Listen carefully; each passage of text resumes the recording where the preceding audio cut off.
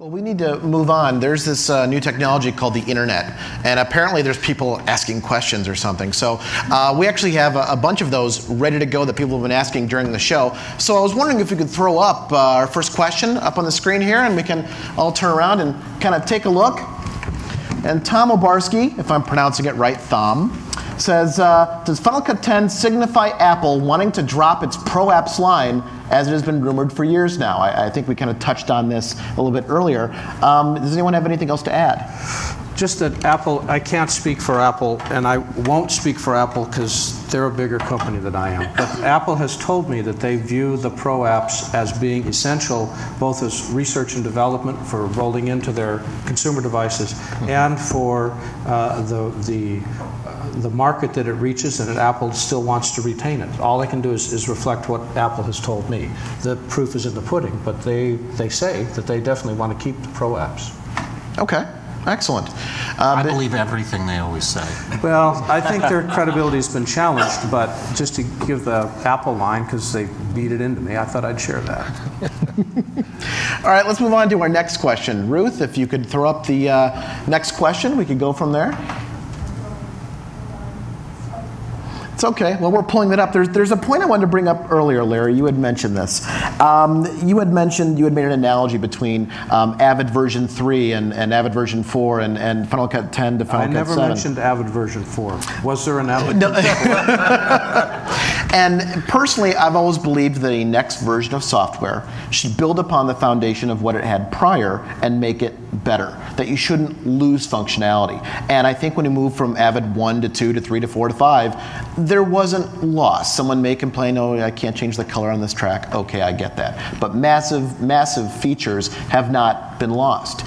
And I think there's a lot of people who would say, well, Final Cut 7 had a lot of features, and yeah, it may render a lot quicker, but you know what? I can't do X, Y, and Z that are fundamental to my workflow, not little things. And how would you respond to that? It's absolutely true.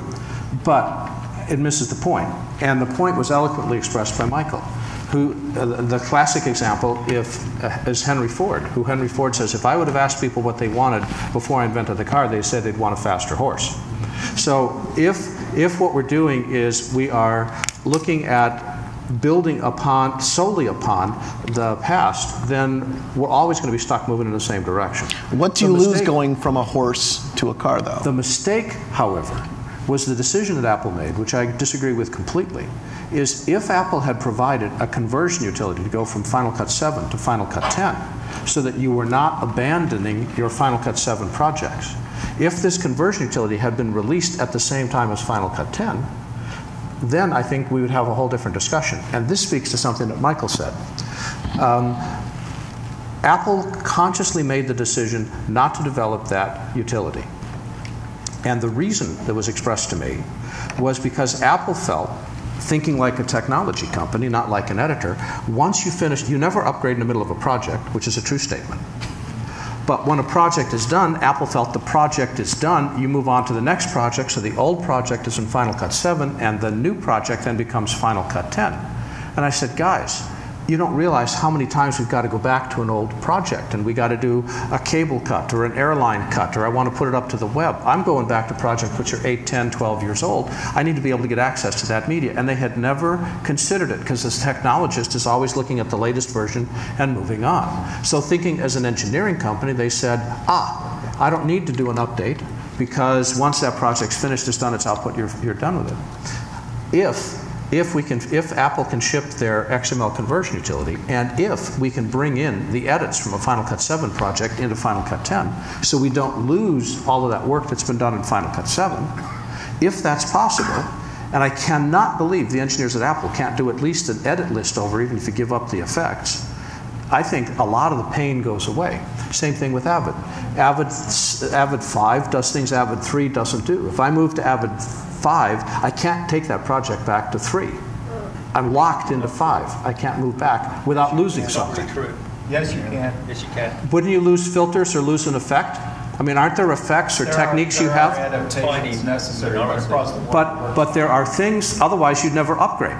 If everything in 3 is the same as 5, you would never move to 5 unless there's something 5 does that 3 doesn't. They've done a much better job of supporting backwards and forwards. But you would never move back and forth between editing 3 in the morning, 5 in the afternoon. A simple thing to say is all your work in script sync wouldn't exist in version 3. If you did everything with script sync, because script sync didn't exist. So he's suggesting that tools that exist in a future version don't exist in a previous version. So, for instance, if I were to move my projects from Final Cut 7 to Premiere, none of the effects transfer over, the filters. I can get timing to remap, I can get edits to remap, I can get dissolves and opacity, but I lose all of my third-party filters because the filters are different. So that means that essentially if I'm moving to 5 to Premiere, or if I'm moving Final Cut 7 to Premiere or Final Cut 7 to Avid, I'm giving up something. I'm giving up effects, in almost all cases, third-party effects. I'm giving up some compatibility of stuff that Final Cut does that Avid doesn't, or the other way around. But it won't be a perfect mapping. Apple thought that they had to create a perfect map, that it had to be exactly 1-for-1 from Final Cut 7 to Final Cut 10, which is not possible, so they didn't do it at all. What they needed to do is to give us like a fancy EDL, so all of my cuts, which I spend 5-10 months working on, if I have to go back and redo a color pass, it's going to take me a couple days. If I have to go back and re-edit, it's going to take me months. Why not just move the edits across? If that's the case, and if we can do that with the XML version that Apple says they're doing, then I think, again, the pain threshold decreases. Right now, it's a walled garden. We can't go anywhere. Well, this may be the free market Republican in me, but I definitely think there's a market there for third party to fill that. Absolutely, so, but right so I now think that's a benefit. The technology to do XML export doesn't exist. And I know that's what they've said that, and I know too that, I mean, there's got to be something that we can do. There's got to be somebody, but right. They have to anyway. get the hook. But you're absolutely right. Yeah. Whether it's third party or Apple, if we can get that conversion utility, again, it decreases our pain threshold. Right now, all of us we have to upgrade. We either upgrade from Final Cut 7 to 10, or we upgrade to Avid, or we upgrade to Premiere. Either way, I'm going to lose something. My Final Cut 7 project doesn't move smoothly to any of those. So it's a question of where do you want to do your upgrade. I think we have another Twitter question. I think we've got that back up and working now. Ruth, survey says, all right. How does the panel see crowdsourcing or distributed editing being used for storytelling? Oh, I want to answer that. You in the front row. One of the non-Michaels on the panel. I think this is totally, absolutely what's going on in the future between crowdsourcing and distance collaborative techniques in editing. I think these are the two most exciting parts. It's why I wish I was one of my students instead of me, because that's the world they're moving out to. I was involved in a project a couple of years ago on a Facebook app called Mass Animation. There's a company out there now, and what they did was they basically created little storyboards for an animated film, and then crowdsourced it to anyone who joined the Facebook app. They were able to download trial copies of Maya and work on it. And there were people, I was one of the judges on it. We had weekly judging.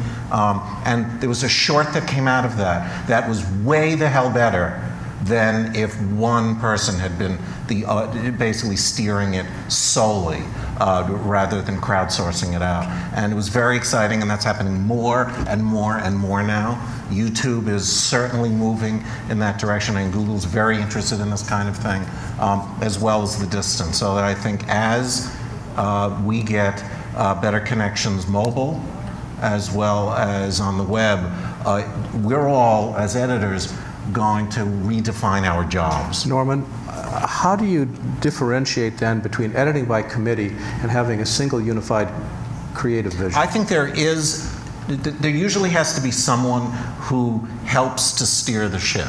So it all comes back to one or two people, much the way that it does now. It's just the way in which you control people who are working on it is very different. Or the more laborious taxing items can get diluted so that the real decision making can not be taken away by like the laborious. But the exciting part is when you give people who are outside of your sphere, in other countries or in other walks of life, the ability to start to make some creative decisions. And then a director-producer can say, that's not in concert with the entire flow of the piece, or, yeah, that's great, I would have never thought of it. In much the same way that when we screen our editor's cuts for the director, we hope they say that. They go, oh, never thought of that, I'm going to use it. But now this is multiplied on a huge level, and it's incredibly exciting to me. Well, I'm afraid we're out of time. I want to thank everyone for coming out to Burbank. I want to thank everyone for tuning in. I want to thank everyone on the panel and everyone behind the scenes, Mike Kavanaugh, Ruth Nakata, and the rest of the crew. Thank you very much for joining us. We'll see you again soon.